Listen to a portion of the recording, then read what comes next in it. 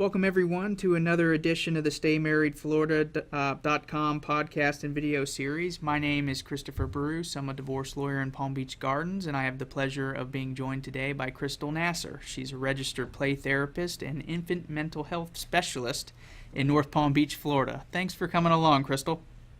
Thanks for having me, Chris. I appreciate it. Well, what we're going to talk about today is an area of your expertise, and that is young children, and I guess a little bit more particular, helping young children through times of crisis, including the divorce type situation, but really any type of trauma or crisis that a young child would experience. So I guess the first question I'd have for you, and feel free to interject with anything, is how do younger children that you work with differ from adolescents and teens when it comes to processing and coping with a traumatic event in their life, like a divorce or a loss of a loved one?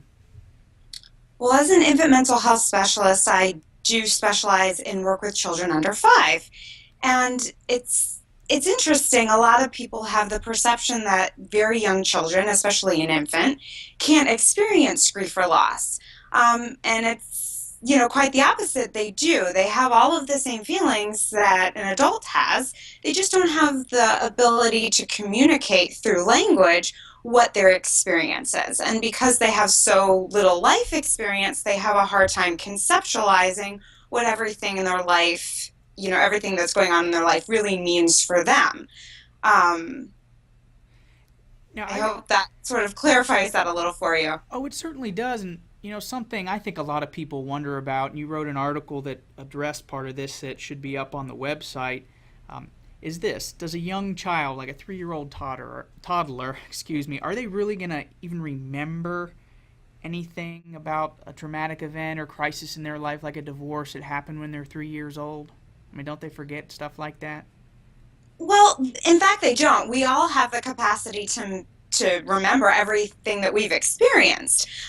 Once we acquire language, our memories sort of get stored a little bit differently. So when we think about traditional memory, oftentimes we think about it as sort of like a movie in our head where we have this reel of memory where we can perceive what was said to us at the time and what our feelings were at the time. But that's once we've acquired language. Before that, we have something called pre-verbal memory. And once we do acquire that language, those memories do become harder to pull. But at the same time, they often get stored as a thought or a feeling or sort of just an intonation or an inclination of what might be going on for them. So oftentimes we can get in an experience where we're like, this seems oddly familiar. And oftentimes it's tied to scent or smell or a sensory perception.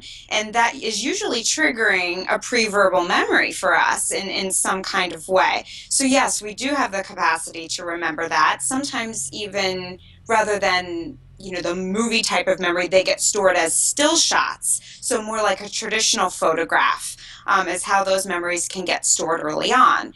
And it's so interesting because, if you ask another adult, what's your first memory that you can remember?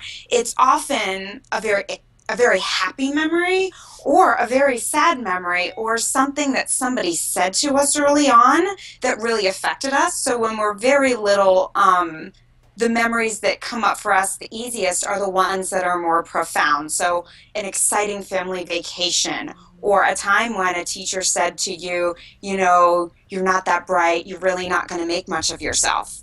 We have the capacity to really be able to pull the more impactful memories more readily.